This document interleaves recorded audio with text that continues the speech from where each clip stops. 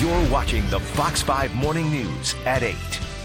So the College Board will now include an adversity score as part of students' SAT results. Chris Hamilton is here to explain those changes. Chris, I'm sure that your SAT scores were higher than mine because you actually taught at UCLA. You taught English. Well, I think that our student scores are the ones that we're most proud of. Mine are a long time ago. Well, you're a Chris. smart guy, and explain to me what an adversity score is. Well, I'm not sure that anyone can really explain it because it's like the it's an SAT unusual questions move. themselves. I mean, College Board just kind of revealed that they've been experimenting with it, and my guess is most colleges are going to probably ignore this for the most part, because colleges do a better job of understanding adversity and circumstances than the College Board will.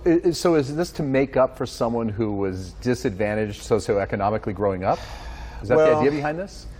That's what College Board is saying, but it's important to keep in mind you've got a lot of ways of telling your story and telling colleges what circumstances were challenging or difficult, and the narrative and stories that you tell in your app are going to be far more important than a score that apparently is a secret score, that is opaque, that you can't see yourself. My instincts are, based on talking to colleges for the last 2 decades, that they're going to follow their own instincts and very robust processes in understanding students, rather than letting College Board assign a mystery score. I think people should probably be not too worried about it. For parents at home, as we're heading into college season, what should you be focusing on then when it comes to SAT versus the essay that you'll send in to the admissions board? I think most students, especially if they're middle class, should keep in mind there's 2 stories anyone can tell in their college app. Something happened to me, and I happened to something. And most students who are middle class are going to tell that second story. I happened to something. So in my offices, I occasionally have kids who've had really, really tough paths in life.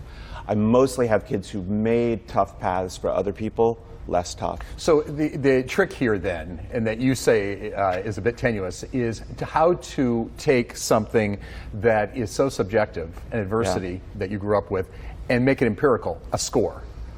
Yeah, I think is that the problem I here? think it's a losing project, and I think we should have a little faith in colleges who are probably better than College Board at understanding who you are, and understanding that our application process, despite what many people think, is very narrative driven. It's very story driven, and even the UCs, where people say, oh, these are about numbers and scores and grades, even the UCs are very much like Ivy Leagues in wanting to know, who are you, what have you done, what have you created, what have you built, what was the context of what you achieved. That's changing. I mean, I went to UCSD, you went to UCLA. Yeah. Back in our day, it was a little bit more empirical. You're absolutely right. Yeah. It used to be numbers, but there's so many people applying. Harvard had 39,000 applications last year. UCLA had about 120,000. Man. So they've got to have more than a number. Sure. So I think the adversity score is something that we can't say for sure how colleges will use it. My guess is they're going to follow their own instincts and their own practices rather than letting College Board dictate a secret number. Real quickly, want to get this in. Your name is Chris Hamilton, and you have the Hamilton Summer Test Prep courses starting in June. Still room to sign up for this? Yes, indeed. We are very proud to meet with students and learn about them. We have a lot of kids who get perfect scores, but we want everyone to remember you're always more than a score. Yeah. Perfect scores, in fact, don't guarantee that you get in to the college you want. Your story is probably more important than your score. Reminds me of the Bob Seger song, I Feel Like a Number. You are, in fact, for many colleges, and the UCs too, not just a number. Absolutely. Chris Hamilton, appreciate your time. Thank you. Yeah, have a good weekend. Thank you. Okay. For more information on Hamilton education, head to fox5sandiego.com and then click on the Scene On tab. Your morning weather, sponsored by Jerome's Furniture. What's the lowest you can get on your SATs? I think I got that. Stop. Ton of kids with perfect scores. 2015, last year we had 39. So How many kids last year got perfect scores? 39? In our office, we had 42 kids get perfect scores. Oh my God.